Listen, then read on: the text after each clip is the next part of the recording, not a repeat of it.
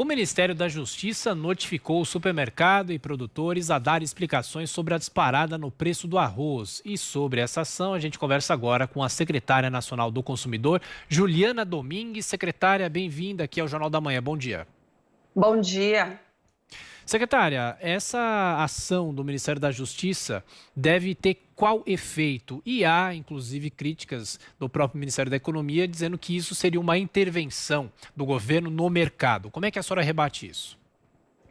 Não há nenhuma intervenção nossa no mercado, pelo contrário. Dentro das competências da Senacom, nós temos até uma Coordenação Geral de Estudos e Monitoramento de Mercado, que já fez isso em diversos mercados. Durante a pandemia, inclusive, fez com álcool em gel, com máscaras, assim que recebemos denúncias. No caso específico do arroz e da cesta básica, nós recebemos diversas manifestações de PROCONs, do Ministério Público, do Consumidor, representantes da OAB. Então, o que nós fizemos foi simplesmente iniciar um levantamento de dados e informações para compreender quanto realmente esses produtos tiveram de elevação dos preços. Nós entendemos já, até por uma articulação anterior que foi feita com o Ministério da Economia e com o Ministério da Agricultura, que existem justificativas do ponto de vista do comércio internacional, mas há um dever legal da própria Senacom, por conta do Código de Defesa do Consumidor, de fazer essa verificação para avaliar se há um suposto preço abusivo. Então, o que nós estamos fazendo é levantar os dados que são necessários para essa avaliação, que está baseada numa nota técnica nossa, que inclusive foi escrita junto com o Ministério da Economia.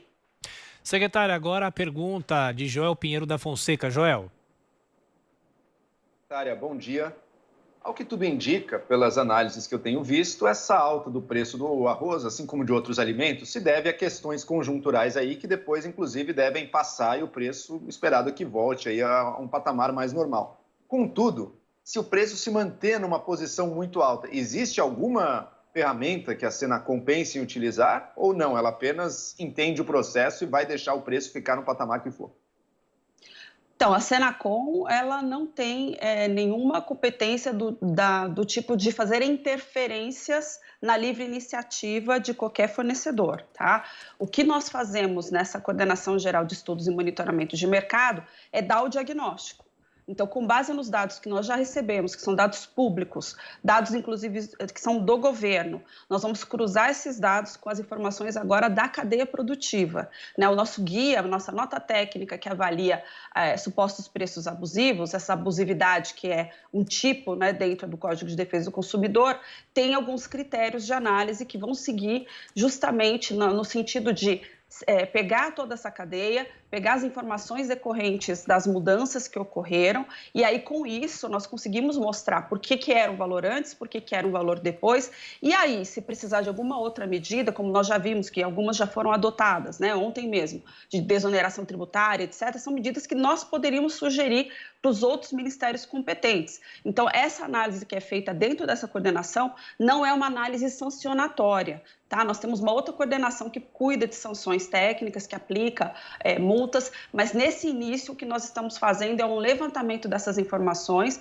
diante de uma série de solicitações que vieram fora do mercado. Secretária Juliana Domingues, agora a pergunta de Leandro Narlock. Leandro. Oi, secretária, bom dia.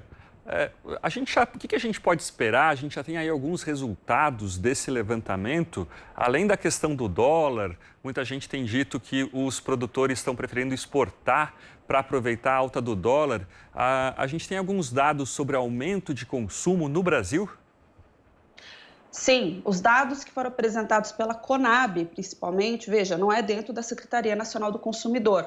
Eles apontam nesse sentido, né, que você houve aí um aumento do próprio consumo interno, o fato de que não estão chegando alimentos como chegavam antes, né, devido às mudanças aí de comércio exterior, muito provocados também por essa situação do coronavírus, mas nós temos uma outra análise que é conjugada com essa, porque isso é entender o contexto mais macro, mas entender também como isso chega na ponta para o consumidor. Então, nós temos questões como frete, que eu não sei se aumentou, se diminuiu, se teve algum efeito nessa precificação. Toda a cadeia, ela sinaliza para nós se houve uma justificativa para o aumento ou não, e às vezes não é uma única causa.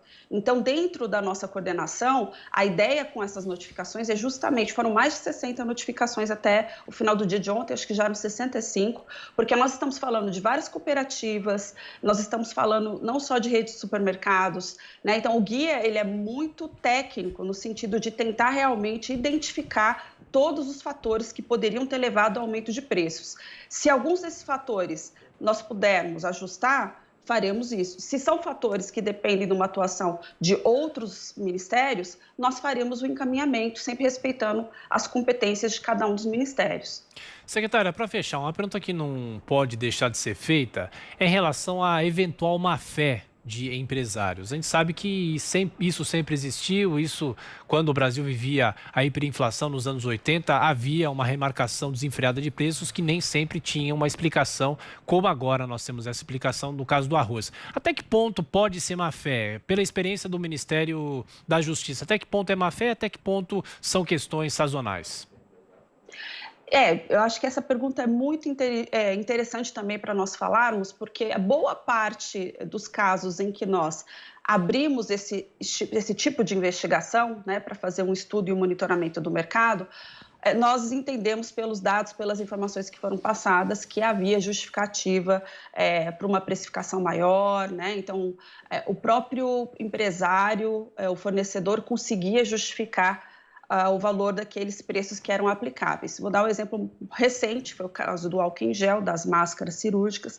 Mas, por exemplo, no caso das máscaras, 5 fornecedores acabaram investigados, porque no caso desses fornecedores, eles não apresentaram dados, eles simplesmente não responderam adequadamente a essa avaliação da Senacom, e aí nós verificamos, né, poderíamos até classificar como má-fé também, mas o fato deles não fornecerem os dados nos davam mais indícios de que algo errado estava acontecendo ali, e foram os casos em que nós tivemos a abertura de processos administrativos sancionatórios. E aí você pode ter aplicação de multas que são multas elevadas para o empresário. Então, esses casos que existe, né, a má-fé, ou que você tem indícios de má-fé ou realmente de uma abusividade, são os casos que vão acabar sendo investigados. Nesse momento, nós não temos informações suficientes para abrir qualquer investigação do ponto de vista processual, né, abertura de um processo administrativo sancionatório envolvendo os produtos de cesta básica. O que nós estamos fazendo é uma análise preliminar para entender todas as oscilações que aconteceram no mercado. Juliana Domingues, secretária nacional do Consumidor do Ministério da Justiça. Mais uma vez, obrigado pela atenção com os ouvintes e espectadores da Jovem Pan. Até a próxima. Muito obrigada, é um prazer.